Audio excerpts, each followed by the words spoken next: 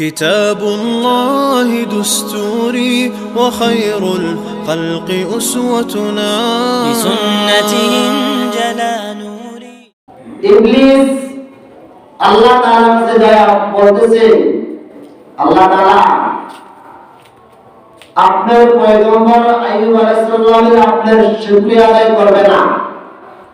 শুকরিয়া আদায় এই কারণে করে, ওনার বহুত সম্পদের মালিক, ওনার সম্পদ আছে বিদায় আল্লাহ তাআলা শুকরিয়া আদায় করে।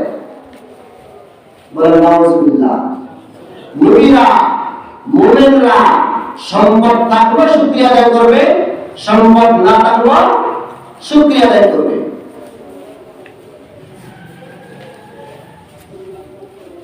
ইবলিস আল্লাহ তাআলার কাছে বলতেছেন, আল্লাহ তাআলা তাহলে আইয়ুব নবীকে একটু পরীক্ষা করে দেন। আল্লাহ তাআলা বলেন, ইবলিস তুমি কি চাও? বলতেছেন, আইয়ুব তখনই আপনার প্রশংসা করবে না, তারিফ করবে না, আপনার প্রশংসা করবে না, আপনার কৃতজ্ঞতা জ্ঞাপন করবে না, যদি তার সম্পদগুলো নষ্ট করে দিতে পারেন। আল্লাহ রাব্বুল আলামিন ইবলিসকে বলেন, ইবলিস যাও, ওনার সম্পদগুলো আগুন লাগাইয়া পুড়ে দাও। ইবলিস একজন মানুষের সুরত ধরে, হাজার হাজার লক্ষ লক্ষ জমিন রয়েছে, শুধু আইয়ুব আলাইহিস সালামের জমিনের গুলি আগুন লাগাই দিয়েছে। এমন জমিন ছিল যে জমিন থেকে ফসল আসবে, মাত্র ফসল আসবে, এবং জমিন ছিল শস্য ছিল, বিভিন্ন ফল উঠছিল, কিন্তু ওই জায়গাতে ইবলিস আগুন লাগাই দিয়েছে। আগুন লাগাই দেওয়ার পরে ইবলিস আইয়ুব নবীর সামনে এসে বলতেছেন, আল্লাহ নবী আপনার সম্পদগুলি তো আগুন লাগাই দিয়েছি। কেন দিছি? আপনার সম্পদগুলি নষ্ট হয়ে গেছে। তো তুমি কে? বলে আমি একজন মুসাফির। আইয়ুব নবী বলে, তুমি অবশ্যই একজন শয়তান, কারণ শয়তান ছাড়া এই কাজ করতে পারে না। বলতেছে, আইয়ুব তোমার কি একটু খারাপ লাগে না? এত সুন্দর ফসলগুলি জমিগুলি নষ্ট হয়ে গেছে, আগুনে পরিণত হয়ে গেছে, তোমার আশেপাশের জমিগুলি পুরো আছে, নষ্ট হয় নাই, শুধু তোমার জমিগুলি আল্লাহ তাআলা নষ্ট করে দিয়েছে। তোমার কি একটু খারাপ লাগে না? ব্যথা লাগে না? বলে, আমার জমি নষ্ট হয়েছে, শুকরিয়া আদায় করছি, আলহামদুলিল্লাহ। এই শুকরিয়া আদায় করছি, আলহামদুলিল্লাহ। মুফাসসিরিন কেরাম বলেন, আলহামদুলিল্লাহ শুকরিয়া আদায় করছি, তার কারণ কি? আইয়ুব আলাইহিস সালাম বলেন, হে ইবলিস শোনো, এই জমিন থাকার কারণে, জমিনের মধ্যে যাওয়ার কারণে আমার সময় দিতে হয়, আমার সময় নষ্ট হয়, জমিন শেষ হয়ে গেছে, আল্লাহর কাছে শুকরিয়া আদায় করলাম, এখন আমি বেশি বেশি করে এই মওলাই কারিমের ইবাদত করতে পারবো। সম্পদ নষ্ট হয়ে গেছে, কোনো আপত্তি নাই, আমার ইবাদত করা আরো বেড়ে যাবে, কারণ এখন সময় বেশি পাবো। জমিনের মধ্যে আমার সময় দিতে হয়েছে, আমার অনেক সময় জমিনে নষ্ট হয়ে যায়, এখন সময় যত নষ্ট হয়ে যায়, এই কারণে এখন আমার সময় হয়েছে, আমি এখন থেকে আরো বেশি বেশি করে এক আল্লাহর ইবাদত করব। আইয়ুব আলাইহিস সালামের কাছে এই কথা যখন ইবলিস বলল, সম্পদ নষ্ট হয়ে গেছে, শুকরিয়া আদায় করেছে। আর যদি আমাদের বেলায় এমন হতো যে আল্লাহ তাআলা শুধু আমার জমিনটাই বন্যায় উড়াই নিয়ে গেছে, জলে উড়াই নিয়ে গেছে, আমার পায়ের পাশে ব্যক্তিরা নামাজও পড়ে না, রোজা রাখে না, আল্লাহ তাআলার হুকুম পালন করে না, আমি 5 ওয়াক্ত নামাজ পড়ি, হালাল মতে চলাফেরা করি, দুনিয়ার জীবনের উপরে আমি কোন নাজায়েজ কাজ করি না, আল্লাহর হুকুমগুলি পালন করি, তারপর আল্লাহ তাআলা আমার জীবনটা নিয়ে গেছে। এবং ধরনের কথা আমাদের দেশের লোক বলে কিনা বলেন, কারণ মুমিনুল দিন কৃতজ্ঞতা স্বীকার করলে কৃতজ্ঞতা হতে পারে না। কারণ আল্লাহ তাআলা জানেন তোমার সম্পদগুলি কেন নিয়ে গেছেন। ইবলিসের বলক অথবা না বলক, কারণ সম্পদের মালিক আল্লাহ, সম্পদ নেওয়ার মালিক আল্লাহ, সম্পদ দেওয়ার মালিক আল্লাহ। তোমাকে তো আল্লাহ তাআলা পরীক্ষার মধ্যে ফেলে দিয়েছেন, এবং তুমি পরীক্ষার মধ্যে যদি পাস করতে পারো তাহলে তো তুমি বিজয় লাভ করলাম। শয়তান আর ইবলিস শয়তান তারা একই শব্দ।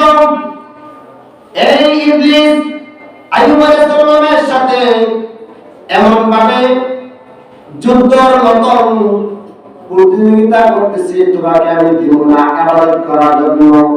আল্লাহ তাআলার নাশকরিয়া অবশ্যই তোমার করতে হবে। এটা কি সম্ভব? কোন মুমিনের জন্য যে শুকরিয়া সে করবে না? ইবলিস বলতেছে তোমাকে শুকরিয়া করার জন্য আমি দিব না। আল্লাহ তাআলা দরবারে আবার চলে গেল, বলছে আল্লাহ আপনার পয়গম্বর আইয়ুবকে তো আমি আপনার শুকরিয়া থেকে ফেরাতে পারলাম না।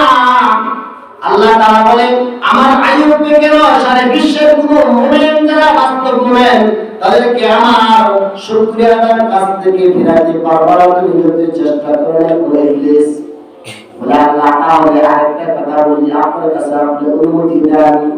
কি অনুমতি? আল্লাহ এত শুধু ইবাদত করছে করে সম্পদের জন্য ইবাদত করছে অতদিন, এখন সম্পদ নাই, এখন ইবাদত করে আপনার শুকরিয়া আদায় করে তার 14 জন সন্তান আছে, 14 জন সন্তান কামাই করবে, ব্যবসা বাণিজ্য করবে, কাজ করবে, কিছু পুঁজি আসবে, ভালোভাবে চলতে পারবে। এই কারণে ইবাদত করে আসলে আপনার ইবাদত করে না বলেন নাউযুবিল্লাহ। ইবলিস আল্লাহ তাআলার কাছে কথা বলতেছি, তখন আল্লাহ তাআলা বলে যাও পরীক্ষা করো, আমার নবীকে পরীক্ষা করে ফেলাও। ইবলিস দৌড়ে গেল, 14 জন সন্তান আইয়ুব আলাইহিস সালামের 14 জন সন্তান একটা বিল্ডিং এর নিচে ছিল। ভূমিকম্পের মতন ইবলিস কি করলো, এই বিল্ডিংটা চাপা দিয়ে দিল। আশেপাশের সমস্ত বাড়িঘর ঠিক আছে, কিন্তু আইয়ুব আলাইহিস সালামের এই বাড়িটা এবং তার ছেলে মেয়ে সবাইকে দুনিয়া থেকে বিদায় করে দিয়েছেন। একথা যখন বলে দিয়েছে আল্লাহ তাআলা যাও, ইবলিস ঠিক হয়ে কাজটা করেছে। কাজ করা প্রায় নবীর দরবারে এসে বলছে আইয়ুব নবী তোমার সন্তানগুলো দুনিয়া থেকে বিদায় হয়ে গেছে, তোমার বিল্ডিং নষ্ট হয়ে গেছে। আইয়ুব আলাইহিস সালাম বলতেছেন আলহামদুলিল্লাহ, শুকরিয়া দেন। ইবলিস বলতেছে ব্যাপারটা বুঝলাম না, সন্তান মারা গেছে আলহামদুলিল্লাহ বলে, সম্পর্কে চলে গেছে আলহামদুলিল্লাহ বলে, ছেলে পরীক্ষাতে একের পর এক ফাঁস হইতেছি, তারপর হারাতে পারতেছি না, কারণটা কি? ইবলিস বলে আইয়ুব তুমি কেন আলহামদুলিল্লাহ বললা? তোমার ছেলে তো মারা গেছে, মেয়েও মারা গেছে, তোমার 14 জন সন্তান দুনিয়া থেকে বিদায় হয়ে গেছে। বলছে হে ইবলিস আমার সন্তান বিদায় হয়েছে, আমার কোনো আপত্তি নাই, আমার আপত্তি ওই জায়গায় যেমন আমি সময় বলে আল্লাহ তাআলার প্রশংসা করতে পারি, শুকরিয়া আদায় করতে পারি। এখন সন্তান নাই, সন্তান থাকলে সন্তানের পিছনে সময় দিতে হয়, লেখাপড়ার সময় দিতে হয়, খাবার দাবারের সময় দিতে হয়, ভরণ পোষণের সময় দিতে হয়, ছেলে মেয়ের সাথে কথাবার্তা আদান প্রদান করতে হয়। এখন ছেলে মেয়ে নাই, আমি এখন স্বাধীন, এখন থেকে বেশি বেশি ইবাদত করতে পারবো। কারণ সন্তান দেওয়ার মালিক একমাত্র আল্লাহ তাআলা, সন্তান না দেওয়ার মালিক আল্লাহ তাআলা। ইবলিস এমন ভাবে আইয়ুব আলাইহিস সালামের সাথে বিভিন্ন প্রশ্ন করছে, বিভিন্ন উত্তর দিয়েছে, কিন্তু আইয়ুব আলাইহিস সালামের অটল বিশ্বাস আল্লাহ তাআলা আমাকে নবী বানিয়ে পাঠিয়েছে। এই জায়গাতে আল্লাহ তাআলার হুকুম ছাড়া আমি কার হুকুম মানি না, আল্লাহর হুকুমই আমার মানতে হবে, অন্য কার হুকুম আমি মানতে রাজি না। মুফাসসিরিনে কেরাম বলেন আইয়ুব আলাইহিস সালাম 14 জন সন্তান দুনিয়ার টেবিলে হয়ে গেছে, কোনো আফসোস নাই। আল্লাহ তাআলার কাছে তো সে দোয়াই করেন, প্রশংসা করে, আল্লাহ তাআলা তারিফ করেন। আজ আমাদের অবস্থা যদি যেমন হতো, তাহলে আমাদেরকে খুঁজে পাওয়া যেত না। কারণ আপনার একটা মাত্র সন্তান, এই সন্তানটা আল্লাহ তাআলা দিয়েছেন। নিয়ে যাওয়ার পরে কত কান্নাকাটি, কত আওয়াজ, কেমন আওয়াজ, যে করে কান্না করে আশেপাশের থেকে সবাই জানে কিন্তু কান্না করছে ছেলে মারা যাওয়ার কারণে, মেয়ে মারা যাওয়ার কারণে। উচ্চ স্বরে কান্না করা ঠিক না। ছেলে মারা গেছে, স্বাভাবিক অন্তরে খারাপ লাগবে, কান্না আসবে, আওয়াজ ছাড়া কাঁদতে হবে। কি ছাড়া কাঁদতে হবে? আওয়াজ ছাড়া কাঁদতে হবে, আওয়াজ করে কান্না যাবে না। আবার অনেক আছে হিন্দুদের গীতা পঠন, গীতা বলে, সৌন্দর্য বলে কান্না করে, আছে কিনা? এগুলি বেশিরভাগ মহিলাদের ভিতরে পাওয়া যায়। এটা জায়েজ না। তোমার সন্তান মারা গেছে, তোমার বাবা মারা গেছে, তোমার আত্মীয়-স্বজন মারা গেছে, তোমার খারাপ লাগবে, এটাই স্বাভাবিক। কিন্তু এর অর্থ এটা নয় তুমি আওয়াজ করে কান্না করবা, সবাইকে খুশি করবা। তুমি আওয়াজ ছাড়া কান্না করো, চোখ দিয়ে পানি পড়বে, মানুষের টের পাবে না। তোমার কাছে যে আছে, তোমার পাশে যে লোক আছে, এরাও টের পাবে না। শুধু তোমার চেহারা দিয়ে তাকালে বুঝে যাবে চোখ দিয়ে পানি পড়তেছে। এখন লোক আছে না? এখন কিন্তু আছে যে কান্না করে চোখ দিয়ে পানি পড়ে, আওয়াজ নাই, আওয়াজ নাই। কেমন একজন আল্লাহর নবীর সাহাবা সফরে চলে গেল,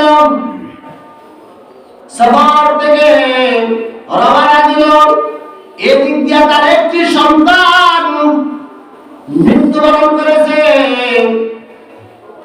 মৃত্যুবরণ করার পরে গোসল করাইয়া, কাপড় ধোপন করাইয়া, ঘরের মধ্যে সুন্দর করে আগের মতন রাত্রেবেলা যেভাবে ঘুমাই, কাটা কম্বল দিয়া উপরে ডাইকা শোয়া রাখছে।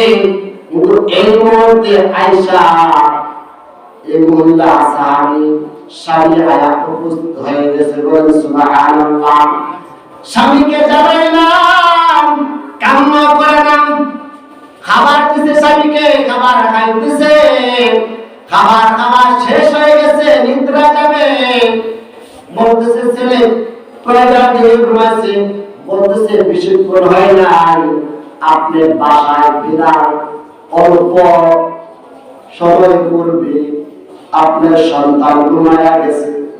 স্বামী, হ্যাঁ আপনার কাছে একটি কথা বলতে চাই। আপনার কাছে যদি কোনো ব্যক্তি একটা আলামত দেয়, এই আলামতটা সময় মতো ফেরত দিবেন কিনা বলেন। স্বামী বলে, স্ত্রী অবশ্যই আমার কাছে যদি কোনো ব্যক্তি আলামত রাখে, ও আলামত ব্যক্তি যে আলামতটা নিয়ে যায়, আমি সুন্দর ভাবে খুশি ভাবে আলামতটা দিয়ে দিব। বলতে স্বামী, তাহলে শুনেন, আপনার সন্তানটা তো আল্লাহ তাআলা আপনার কাছে আলামত দিয়েছে। আলামত দেওয়ার পরে আল্লাহ তাআলা আপনার সন্তানটাকে দুনিয়াতে নিয়ে গেছে। সামনে চোখ দিয়া পানি পড়ে কোনো আওয়াজ নাই। সাহাবী বললা, চোখ দিয়া পানি পড়ে কোনো আওয়াজ নাই। সাহাবারা শিক্ষা দিয়েছে, কারণ আওয়াজ করলে তো অন্যায় হবে। এই সন্তান মালিক তো আমি না, সন্তান তো আল্লাহ তাআলা আমার কাছে আলামত দিয়েছে, ঠিক কিনা বলেন। যেহেতু সন্তান আমার কাছে আলামত দিয়েছে, আমার যা ইচ্ছা তা করে সন্তানকে দুনিয়াতে লালন পালন করতে পারি না, সন্তানকে বাম দিকে ঠেলে দিতে পারি না, সন্তানকে জাহান্নামের আগুনে ফেলে দিতে পারি না, সন্তানকে অন্ধকারের কূপের মধ্যে ফেলে দিতে পারি না। কারণ সন্তানটা তো আমার কাছে আলামত আল্লাহ দিয়েছে। আবার আল্লাহ তাআলা নির্ধারিত সময় আমার সন্তানটাকে দুনিয়াতে নিয়ে যাবে, কারণ এটা তো একটি আলামত, ঠিক কিনা বলেন। হ্যাঁ ভাই, আলামত জিনিসটা তো আপনি সুন্দরভাবে রাখতে হবে। আপনার সন্তানটাকে ইসলামী শিক্ষা শিক্ষিত করতে হবে। আপনার সন্তানটাকে কোরআন হাদিস বুঝাইতে হবে। কোরআন বুঝবেন না, হাদিস বুঝবেন না, এই জমানায় গুমরার মধ্যে পড়ে যাবেন। কারণ গুমরার মধ্যে পালানোর জন্য ইহুদি খ্রিস্টানরা তারা সজাগ আছে, কিন্তু বর্তমান মুসলমানরা গুরুত্ব অবস্থা আছে, কিন্তু মুসলমানরা কোনো খবর রাখে না। বিভিন্ন দিক দিয়ে আপনার ইমান নষ্ট করতেছে, আপনার খবর নাই। বিভিন্ন সাইড দিয়ে আপনার ইমানকে ধ্বংস করে দিতেছে, আপনার খবর নাই। আমরা জানি মানুষে একে অপরকে জাদু করতে পারে, পারে কিনা বলেন? জাদু করে। আমার নবীকে জাদু করেছিল, আমার নবীকে কি এমনকি বিষ পর্যন্ত খাবারের মধ্যে মিশিয়ে দিয়েছিল। 11 জাদু, দুনিয়াতে সবচেয়ে বেশি জাদু বিদ্যা পণ্ডিত হলো ইহুদিরা, ঠিক কিনা বলেন? এই দিরা সবচেয়ে পণ্ডিত হলো জাদু বিদ্যা। ইহুদিরা এখনো পর্যন্ত দুনিয়াতে জাদু করতেছে, কিন্তু আমাদের খবর নাই। গান বাদ্য যাত্রা করা এটা একটা জাদু। ইহুদি খ্রিস্টানরা মুসলমানদের ভিতরে ঢুকায় দিয়েছে, কিন্তু মুসলমান বোঝে না। কারণ জাদু না হলে তাছাড়া আপনার কেন ভালো লাগে না? এই যাত্রাগুলি, বাদ্যযন্ত্রগুলি আপনি শুনিয়া শুনিয়া রাত্রে ঘুমান, দিনের বেলা শুনেন, রাত্রে বেলা শুনেন। আবার আরেকটা জাদু আছে বর্তমানে মোবাইলের ভিতরে, ফ্রি ফায়ার খেলে কিনা বলেন? এটা সারা বিশ্বের হক্কানি আলেমদের ফুটবল কুফরি, কুফরি এই ধরনের খেলা খেললে ইমান নষ্ট হয়ে যায়। বিশ্বাস না করলে ঢাকা শিবলী হাসপাতাল যান, মানসিক হসপিটালে যান। 17 বছর, 12 বছর, 18 বছর ছেলে মেয়েরা মাথা মেন্টাল হয়ে গেছে, ঠিক কিনা বলেন? কেন মেন্টাল হয়ে গেছে? কারণ মোবাইল দিয়া খেলতে খেলতে এমন অবস্থা হয়েছে, রাত্রে মোবাইল খেলতে খেলতে তার ফজরের আলাম কোন দিকটা চলে গেল খবর নাই। সকালবেলা 8টার বেলা দিকে মা বাবা ডাকে, ছেলে উঠো, ওটা ব্রাশ করো, নাস্তা করো। ছেলে মনে করে কোন দিক দিয়া রাত্র পার হয়ে গেছে, আমি তো টেরও পাই নাই। এমন ভাবে কয়েকদিন পর্যন্ত যখন একেবারে মোবাইলের মধ্যে খেলে, ফ্রি ফায়ার খেলে, খেলতে খেলতে খেলতে খেলতে এমন অবস্থা হয় মাত্র ব্রেনের তার পর্যন্ত ছিঁড়ে যায়, ঠিক কিনা বলেন?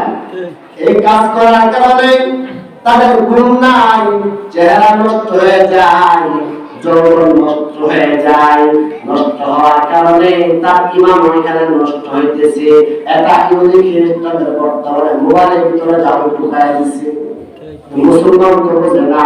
আল্লাহ রাব্বুল আলামিন 1400 বছরের পূর্বে সূরাতুন নাস, সূরাতুল ফালাক নাযিল করে জানাই দিয়েছেন, আউযু বিরাব্বিন নাস, মালিকিন নাস, ইলাহিন নাস, আউযু বিরাব্বিল ফালাক, মিন শাররি মা খালাক। এই সমস্ত আয়াতগুলি যদি আপনি তেলাওয়াত করতে পারেন, আপনাকে কোনো জাদু শাস্ত্র আপনাকে আক্রমণ করতে পারবে না।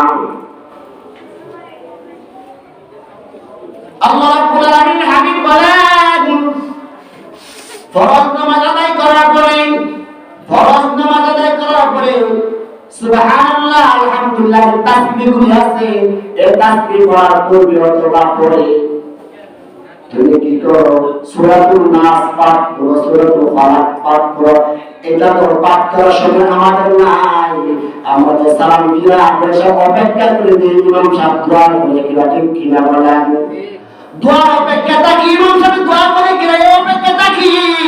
দোয়া না করলে বিন্দু পরিমাণ কোনো গুনাহ হবে না। এখানে নামাজের পরে নামাজ শেষ হয়ে যায়, নামাজ তো একটা দোয়া, ইয়াকা না'বুদু ওয়া ইয়াকা নাস্তাঈন। আল্লাহ তাআলা আপনার ইবাদত করি এবং আপনার কাছে আমি সাহায্য প্রার্থনা করি। সূরাতুল ফাতিহার একটা দোয়া, আল্লাহুম্মা ইন্নী যালামতু নাফসি যুলমান কাসীরান ওয়া লা ইয়াগফিরু যুনুবা ইল্লা আনতা ফাগফিরলি মাগফিরাতাম মিন ইনদিকা ওয়ারহামনি ইন্নাকা আনতাল গফুরুর রহিম। নামাজের ভিতরে যে কোনো নামাজ পড়ার পরে বসার পরে তাশাহুদ পাঠ করি, দুরূদ শরীফ পাঠ করি, রাস্তে দিয়া দোয়া মাসুরা পাঠ করি, সালাম ফিরা গাইলে পাবে দোয়া মাসুরা পাঠ করো, কি দোয়া বলেন সুবহানাল্লাহ।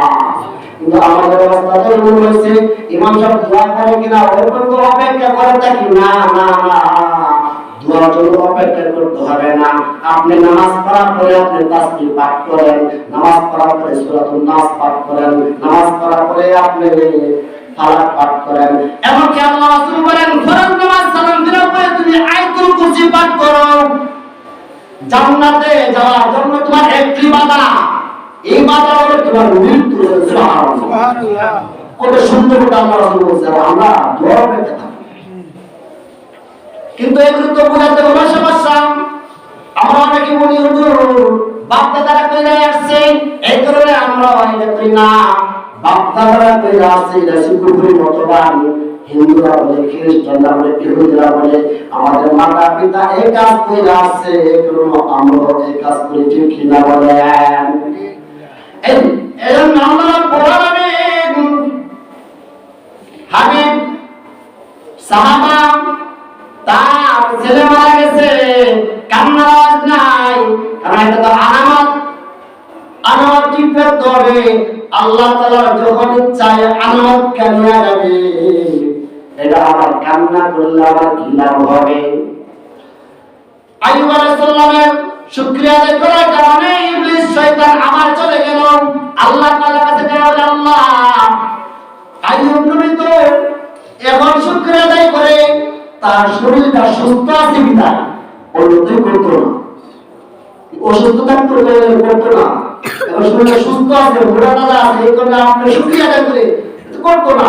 আল্লাহ তাআলা বলেন, প্লিজ, সম্পদ যখন ছিল তখনও শুকরিয়া আদায় করছে, সম্পদ নাই তখনও শুকরিয়া আদায় করতেছি, সন্তান ছিল 14 জন তখন শুকরিয়া আদায় করছে, সন্তান চলে গেছে তারপর শুকরিয়া আদায় করছে। সুবহানাল্লাহ। তাহলে এখনো আমার আইয়ুব আমার উপরে তোমরা শুকরিয়া আদায় করতেছি, অসুস্থ হলে শুকরিয়া আদায় করবে। ইবলিস বলে, আল্লাহ তাহলে একটু পরীক্ষা করে দেন, তাকে একটু অসুস্থ করে দেন। যাও, কিভাবে অসুস্থ করবে? আল্লাহ তাআলা, তুমি আইয়ুবের সামনে একটা ফুৎকার দিবা, টুকু দিবা। আইয়ুব নবী সামনে এসে ইবলিস একজন যুবকের বেশ ধরে শুরু করে এসে দাঁড়ায় যায়। দাঁড়ায় যাওয়ার পরে আইয়ুব নবীর চেহারার মধ্যে একটা ফুৎকার দিল। মুখের মধ্যে ফুৎকার ফুটা যখন বাতাসটা যখন মুখের মধ্যে লাগার সাথে সাথে পুরা শরীর একটা আক্রান্ত হয়ে গেল। এমন ধরনের রোগ হয়ে গেছে, পুরা শরীর গাও হয়ে গেছে, পোকা পর্যন্ত ধরে গেছে। মুফাসসিরিনে কেরাম বলেন, দুই জায়গায় শুধু ধরে নাই, এক জায়গা হলো জিহ্বা আর হলো অন্তর। এই দুই জায়গা ছাড়া পুরা শরীর হাড়ি পর্যন্ত পোকায় তার শরীর একবারে ক্ষয় করে ফেলছে। যেমন মনে করেন কোন গরু, কোন মানুষ, কোন মুরগি মারা যায়, রাস্তাঘাটে কোন খবর থাকে না কারো, 1 মাস পরে অথবা 15 দিন পরে যায় দেখবেন এটা পচা গন্ধ বাইর হয় কিনা। এবং পোকা মাকড় কি, হ্যাঁ, লক্ষ লক্ষ হাজার পোকা কি একটার পর একটা কি উপরে উঠতেছে আর নড়াচড়া করতেছে। এমন ভাবে পুরা শরীরটা পোকা ধরে গেছে। আইয়ুব আলাইহিস সালামের সাথে বংশধর লোক যারা ছিল, গ্রামের যারা ছিল, তার পচা গন্ধর কারণে তারা সহ্য করতে পারে না, উনাকে এখান থেকে ছেড়ে তারা বাড়িঘর পালায়া যাওয়া শুরু করেছে। শেষ পর্যন্ত কয়েকজন যুবক বলতেছে, না, আমাদের বাড়িঘর পালায়া আমরা কেন যাবো, উনাকে আমরা এমন এক জায়গায় রেখে আসি যেগুলো গন্ধ আমরা না পাই। আইয়ুব আলাইহিস সালামকে নিয়ে এক মরুভূমি মেদিনা এলাকায় আসছে, বাড়ির থেকে কয়েক কিলোমিটার। তো আইয়ুব আলাইহিস সালামের স্ত্রীর নাম ছিল রহিমা, নেককার একজন স্ত্রী। এই কারণে নেককার একজন স্ত্রী প্রত্যেকটি পুরুষের দরকার, ঠিক কিনা বলে? কারণ নেককার স্ত্রী থাকলে স্বামীর খেদমত করবে, স্বামী যত বিপদে পড়ুক না কেন সে স্বামী এই স্বামীকে ছেড়ে স্ত্রী যাইতে রাজি না। আর নেককার স্ত্রী না থাকলে আপনি বিস্তরা মানে দুনিয়ার 1 নম্বর ধনী, আপনি তো শান্তি না, ঠিক কিনা বলে? আইয়ুব আলাইহিস সালাম তার সম্পদ না, ছেলেও না, স্বামী আইয়ুব আলাইহিস সালাম অসুস্থ, সাধারণ কোনো অসুস্থ না, পুরা শরীর পোকা মাকড়, পোকাগুলি তার শরীরের মাংসগুলি খাইতেছে। কেমন কষ্ট মনে করেন? আমার লোকে যদি এক সাধারণ অসুস্থ হয়, আল্লাহকে আমারও দিচ্ছিল বলে কিনা? এই কথা বলা যাবে না, কোন মূল্যে কথা বলতে পারে না।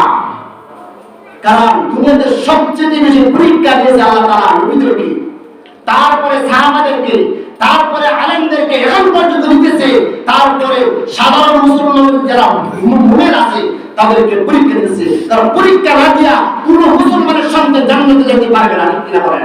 ঠিক। এটা আমার কথা না, আল্লাহ তাআলার কোরআনের কথা। আইয়ুব আলাইহিস সালাম শরীর থেকে পোকা জমিনে পড়ে যায়। আইয়ুব আলাইহিস সালাম নিজে হাতে পোকাটা ধরে তার শরীরে আবার বসায় দেয়। বসার পরে বলতেছে, হে পোকা, তোমাকে আমি এই কারণে আমার শরীরে বসায় দেই, কারণ তোমার রিজিক আমার শরীরে আছে, এবং তোমাকে আমি সরাইয়া দেই। কিয়ামতের ময়দানে যে আল্লাহ তাআলা বলে, আইয়ুব, তোমার শরীরে এই পোকার রিজিক ছিল, আর সেই পোকাটাকে তুমি সরাইয়া দিয়েছিলা, এখন তুমি আমার কাছে জবাব দাও, তার রিজিকটা কেন তুমি হে বাবা, তার রিজিকটা কেন তুমি সরাইয়া দিলা? জবাব দাও। আমি আইয়ুব কি জবাব দেব আল্লাহ তাআলার কাছে? এই কারণে সে পোকাটাকে মায়ের দুটাইয়া শরীরে বসায় দিত। আইয়ুব আলাইহিস সালামের স্ত্রী, সন্তান নাই, সম্পদ নাই, স্ত্রী বিভিন্ন এলাকাতে বাড়ি বাড়ি যাইয়া কাজ কইরা, কাজের বাবদের কাজ কইরা অল্প কিছু খাবার নিয়ে স্বামীর কাছে নিয়ে যাবে, স্বামীর মুখের মধ্যে দিত আর খাইত। আল্লাহ তাআলা কাছে বলছে, আল্লাহ, আপনি যা কিছু করেন না করেন, আপনি শুকরিয়া আদায় যখন করতেছি ভবিষ্যতে করব, কিন্তু আমার জীবন মধ্যে আপনি পোকা লাগাইলেন না। তো জীবন যদি পোকা লাগান, আপনাকে কি দিয়ে আমি এত সুন্দর রবের নাম ডাকবো? সুবহানাল্লাহ। তোমার মতো এত সুন্দর রবের নাম আমি কি দিয়ে ডাকবো? আমার জীবনকে পোকা লাগাইলেন না। এই কারণে মুফাসসির কেরাম বলেন, জিহ্বা আর অন্তর যে কলব আছে, এই দুই জিনিস ছাড়া মাথা থেকে পাতা পর্যন্ত আদি পর্যন্ত পোকা চলে গেছে। সুবহানাল্লাহ। এটা শুকরিয়া। আল্লাহ তাআলা আমাদেরকে জানায় দিয়েছেন সূরাতুল আনবিয়া 83 নম্বর আয়াত। হযরত আইয়ুব আলাইহিস সালাম আল্লাহ তাআলার কাছে দোয়া করেছেন। কি দোয়া করেছেন? ওয়া আইয়ুবা ইয নাদা রাব্বাহু আন্নী মাসানিয়াদ দুররা ওয়া আনতা আরহামুর রাহিমিন। আল্লাহ তাআলা এই আয়াত রাসূলের কাছে নাযিল করেছেন, বলে স্মরণ করো ওই দিনের কথা, তার কথা আইয়ুব আলাইহিস সালাম তোমরা স্মরণ করো, কিয়ামতের রাত পর্যন্ত সমস্ত জাতিদেরকে বলেছে তোমরা স্মরণ করো আইয়ুব নবীর কথা। কি স্মরণ করো? তো আইয়ুব আলাইহিস সালাম বলছে, আন্নী মাসানিয়া দুররা, বলছে হে আমার পালনকর্তা, আপনি দয়ালুর চেয়ে দয়ালু এবং সর্বশ্রেষ্ঠ দয়ালু, ঠিক কিনা বলেন? কিন্তু এই কথা বলে, আল্লাহ আপনি আমাকে মাফ করে দেন, আপনি আমাকে সুস্থ করে দেন, এ কথা বলেন। বলছে কি যে আল্লাহ তুমি তো দয়ালুর চেয়ে দয়ালু, সর্বদয়ালু থেকে সর্বশ্রেষ্ঠ দয়ালু হচ্ছে আপনি, আপনি আমার প্রতি দয়া করুন। কি করুন? দয়া করুন। আল্লাহ তাআলার কাছে পছন্দ হয়েছে। পছন্দ হওয়ার পরে ব্যাপারটা আইয়ুব আলাইহিস সালামের স্ত্রী খাবার খায়া বাসা চলে গেছে। বাসা যাওয়ার বিভিন্ন বাসায় কাজ করতেছি, কিছু খাবার জোগাইতেছি। আল্লাহ তাআলা পক্ষ থেকে হুকুম আসছে, আইয়ুব তোমার পায়ের মুরালি দিয়া জমির মধ্যে একটা আঘাত করো। পায়ের মুরালি দিয়া যখন আঘাত করছে, সাথে সাথে ঠান্ডা পানি ঝর্ণার মতো বাইরে উঠতে শুরু করছে। বলে সুবহানাল্লাহ। পানি বাইরে হওয়ার পরে আল্লাহ তাআলার হুকুমে আইয়ুব আলাইহিস সালাম এই পানি দিয়া গোসল করছে। গোসল করার পরে আইয়ুব আলাইহিস সালাম এমন অবস্থা হয়েছে যে 14 জন সন্তান ওনার পুরুষে জন্মগ্রহণ করেছে। বিবাহ করার আগে যে তৎপর যুবক ছিল এবং যুবক হয়ে গেছে। বলে সুবহানাল্লাহ। আইয়ুব আলাইহিস সালাম এক পাশে সুন্দর করে বসে আছে। স্ত্রী খাবার নিয়ে আসা থেকে এখানে নেই, তখন দেখতেছে একটা যুবক ছেলের পাশে বসে আছে। আইয়ুব আলাইহিস সালাম যুবক ছেলেকে দেখে তার কাপড়ের ঘুমটাটা নিচে নামায় দিয়েছে। ওই সময় পর্দা নাযিল হয় নাই, তারপরও মা বোনেরা নিজেকে নিজে হেফাজত করে চলছে। অন্য পুরুষদেরকে চেহারা সমাজে দেখা করে বলতেছে, এ যুবক, এখন আইয়ুব নবী ছিল, উনি কোথায়? ওনার হাড্ডি মাখা শরীর, শরীরে কোনো গোস্ত নাই, পোকামাকড় খেয়ে ফেলেছে, কোন নেকড়া কি এই হাড্ডি মাখা আইয়ুবকে নিয়ে গেল? বলতেছে, হে রহিমা, তুমি ভালোভাবে তাকায় দেখো, আমি তোমার আইয়ুব বলে সুবহানাল্লাহ। রহিমা আইয়ুব আলাইহিস চেহারা দিয়ে তাকায় দেখে তার স্বামীর চেহারা। তখন বলতেছে, রহিমা, আল্লাহ তাআলা কি না করতে পারে? আল্লাহ তাআলা শুকরিয়া আদায় করেছি, আল্লাহ তাআলা আমাকে আবার যৌবন ফিরিয়ে দিয়েছে, সুস্থতা ফিরিয়ে দিয়েছে। এবং অসুস্থ আগে যে যৌবন ছিল, অসুস্থ হওয়ার আগে যে শরীর ছিল, যে গুস্ত ছিল, এর চিত্ত আল্লাহ তাআলা এমন সৌন্দর্য করেছে আল্লাহ তাআলা আমাকে।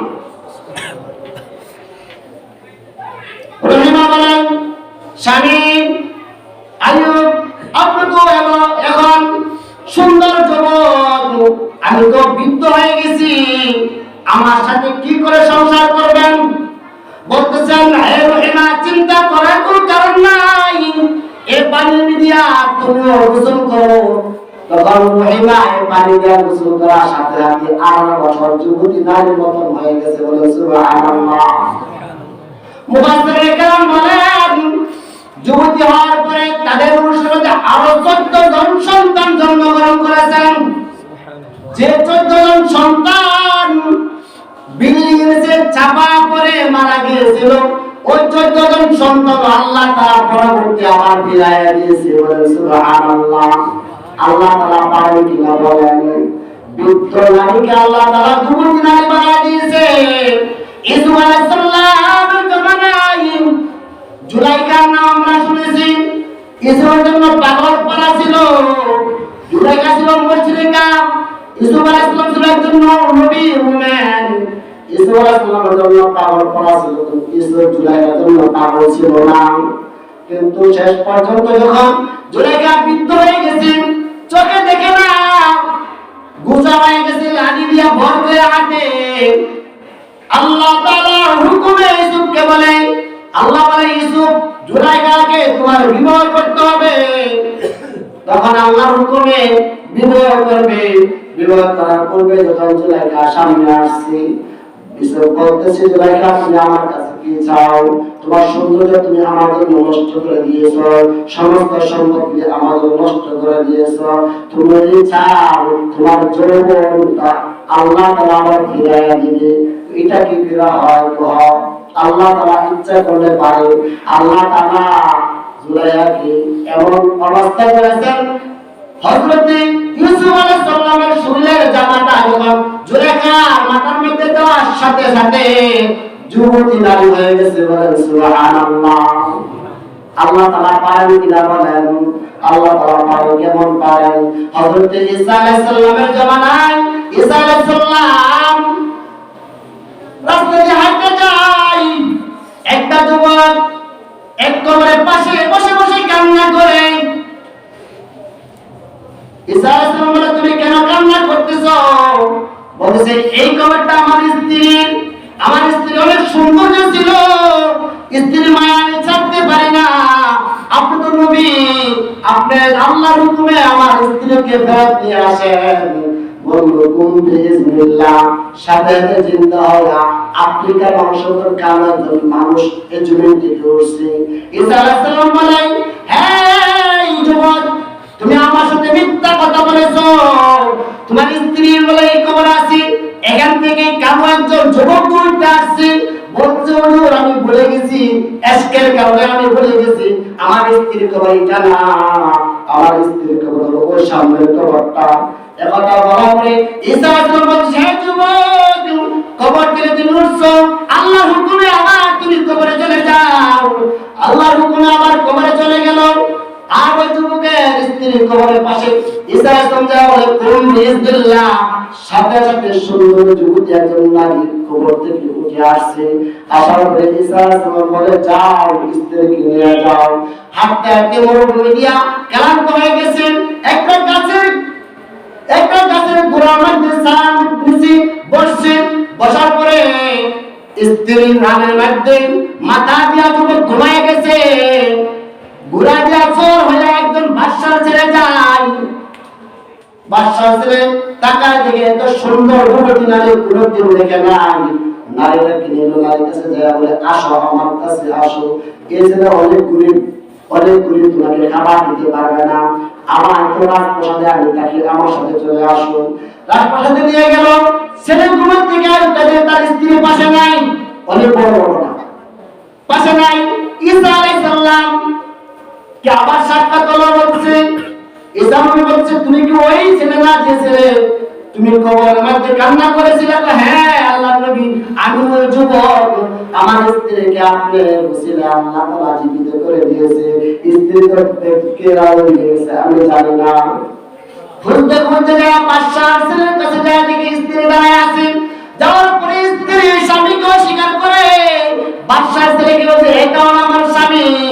ঈসা আলাইহিস সালাম বলছে যুবতী নারী মিথ্যা কথা বলবা না, আল্লাহর হুকুমে আমি যখন কবরের পাশে দাঁড়াইয়া বলো কুম্বি ইসবিল্লাহ, তোমাকে আল্লাহ তাআলা জীবিত করে দিয়েছে, এখন তুমি কেন মিথ্যা কথা বলো? না আমি এই যুবকের স্ত্রী না, আমি বাদশার ছেলের স্ত্রী। আল্লাহ তাআলা নবী বলে তার এমনটা যদি হয় তাহলে ঠিক আছে। এমনটা বলার সাথে সাথে বলে আল্লাহ এই নারীকে আবার মৃত্যু দান করেন। সাথে সাথে মৃত্যু হয়ে গেছে। আল্লাহ পারে কিনা বলেন? পারে। সুস্থ কি আল্লাহ তাআলা কি অসুস্থকে সুস্থ করতে পারে? সুস্থকে অসুস্থ করতে পারে। এটা আল্লাহ তাআলা। তাহলে আইয়ুব নবী একজন পয়গম্বর কত কষ্ট করেছে। 13 বছর পর্যন্ত রোগে আক্রান্ত ছিল। কত বছর? 13 বছর পর্যন্ত এই রোগে আক্রান্ত ছিল। তার সর্বমোট ছেলে মেয়ে ছিল 28 জন। আল্লাহ তাআলা আমাদের সকলকে সর্বদাই আল্লাহ তাআলা শুকরিয়া আদায় করার তৌফিক দান করুন।